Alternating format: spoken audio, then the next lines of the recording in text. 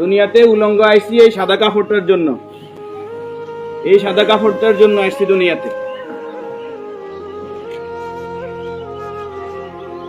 পুরুষ মানুষ ঢাকার দরকার নাই, সাদা কাফন দেখলে অন্তরের মধ্যে কি আসে? একটু ভয় আর সেটা মনে রাখবেন, পুরুষের ঢাকার দরকার নেই। মহিলাদেরকে এভাবে উপর দিয়ে ঢেকে দিতে হয়। মরণের হরে জীবিত থাকতে দরকার নাই। কি কন? আমার মেয়ে, আমার স্ত্রী, আমার বোন, আমার মা বেপরদায় চলে, আমরা হইলাম দায়ুস।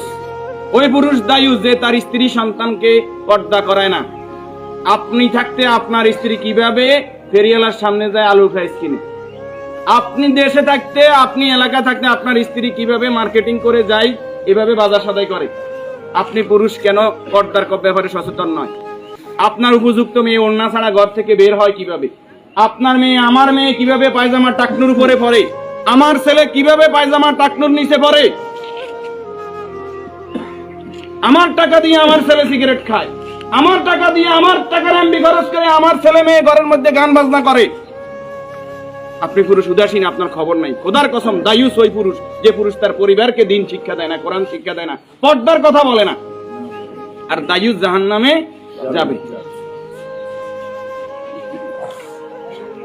এই দুনিয়াতে আসছে সাদা কাপড়টার জন্য, শুধু এই সাদা কাপড়টা অ্যারেস্ট করার জন্য।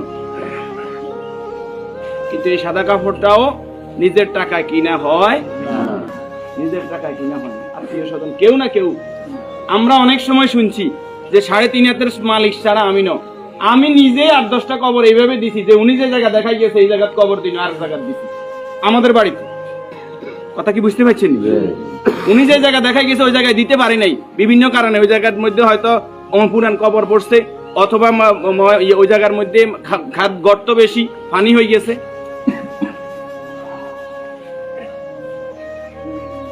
তাহলে আমার শেষ জায়গাটাও আমার নির্দেশনা মতো হয় না, পরিবারে যারা আছে তাদের নির্দেশনা মতো হয়। যে রাসূলের শানমর্যাদা এত বেশি, সেই রাসূলের প্রতি দুরূদ ও সালাম সাল্লাল্লাহু আলাইহি ওয়াসাল্লাম। সম্মানিত উপস্থিতি, আল্লাহর এই গোলাম চেহারাতে বলতেছে অবশ্যই নেককার পরেজগার ছিল। আল্লাহ তাআলা ওনার জীবনের গুনাহগুলো মাফ করে দেন, আমিন। যে নেক আমলগুলো করেছে, দান সাদাকা করেছে, এর বদৌলতে কবর, হাসর, মিজান, ফুলসিরাত আল্লাহ কি করে দেখ, মাফ করে দেখ। আমরা যারা জানাজায় উপস্থিত হয়েছি আল্লাহ আমাদেরকে মাফ করে দেখ, আল্লাহ তাআলা এই পরিবারকে ধৈর্য ধারণ করার তৌফিক দান করুন, আমিন। 40 জন জানাজাতে কাদেরকে উপস্থিত করাইবেন? আমাদের কত বলবো, বলতে আর বলতে মনে চায় না। সব জানেন কিন্তু আমল নাই। আপনি জানেন যে আত্মীয়তার সম্পর্ক নষ্টকারী জাহান্নামে যাবে, আপনি নিজেই সেই সম্পর্কটা বারবার নষ্ট করেন। আপনি জানেন যে আগে সালাম দিতে হবে, আপনি সালাম দেন না। আপনি জানেন যে নিজের জন্য যেটা ভালো মনে করি অপরের জন্য সেটা ভালো মনে না করলে আমি ইমানদার নয়। আপনি জানেন প্রতিবেশীর হক নষ্ট করলে ইমানদার নয়। কই নাই, সব শুধু জানি, আমল করি না। আমাদের মাঝ থেকে আমলটা দূরে সরে গেছে। এই নেককার গোলাম জানাজাতে নামাজি ফরেজগার লোক, শিরিক মুক্ত লোক, আপনার দৃষ্টিতে যিনি শিরিক মুক্ত, এরকম 40 জন লোক যদি দোয়া করে আল্লাহ তাআলা ওই দোয়া কি করে? 40 জন হাইবেন আইতেন না। উনি নামাজি ফরেজগার, উনি হয়তো আপনি মনে করেন যে মাজারে সেজদা দেন শুধু কবিরা গুনাহ, মাজারে সেজদা দেন বুঝি শিরক। শনিবার মঙ্গলবার কি শিরক না? শনিবার মঙ্গলবার হিসাব করা শিরক না নি? শিরক, এটাও শিরক। এই যে জাদু টোনা করা, এটা কি শিরক না নি?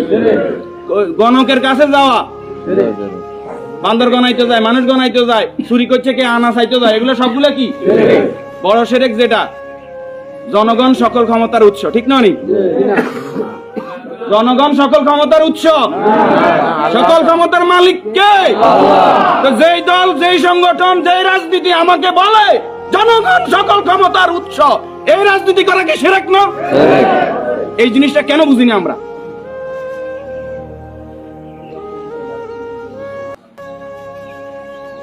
আপনি মুখে বললেন জনগণ সকল ক্ষমতার উৎস, অন্তরে আপনি বলবেন যে হ্যাঁ আল্লাহ সকল ক্ষমতার উৎস, এটা তো আল্লাহ মানে না। মুখে যেটা বলতে হবে অন্তরে এক থাকতে হবে। তাহলে সকল ক্ষমতার মালিক কে? আল্লাহ। আর যারা রাষ্ট্র ক্ষমতায় গিয়ে, একজন মুমিন ইসলামী রাষ্ট্র ব্যবস্থার বাইরে যাওয়ার কোনো সুযোগ নাই। যদি আওয়ামী লীগ আবার তওবা ইস্তেগফার করি আই কয় যে আমরা আল্লাহর আইন অনুযায়ী রাষ্ট্র চালাইম, আমরা কইম আলহামদুলিল্লাহ। বিএনপি যদি কালকে বলে যে আমরা রাষ্ট্র চালাইম আল্লাহর আইন অনুযায়ী, কোরআনের আইন দিয়ে রাষ্ট্র চলবে, সৎ নামাজি ফরেজগার লোকরা চেয়ারম্যান মেম্বার হইব, তাকওয়াবান হইব, আমরা বিএনপির সাথে আছি, বিএনপি কে ভোট দেব। যদি জামাত ইসলামী বলে আমরা আল্লাহর আইন দিয়ে রাষ্ট্র চালাইবো, কোরআন চালাইবো, দেশ তাকওয়ার ভিত্তিতে চলবে, রাসূল যেভাবে চালাইবে আমরা তাদেরকে ভোট দেব। যদি চরমরাই বলে তাদেরকে ভোট দেব। আমাদের ব্যক্তিগত কারো কোনো আরশ নাই। আমরা এই জমিনে আল্লাহর, এই জমিনে আইন চলবে কার? আল্লাহ। এবার যেই আসুক এই তকমা নিয়ে আমরা তাদের সাথে আছি। রাজি আছেন? ইনশাআল্লাহ। আল্লাহ তাআলা আমাদেরকে কবুল করুন। আমিন। সম্মানিত উপস্থিতি, এই মুহূর্তে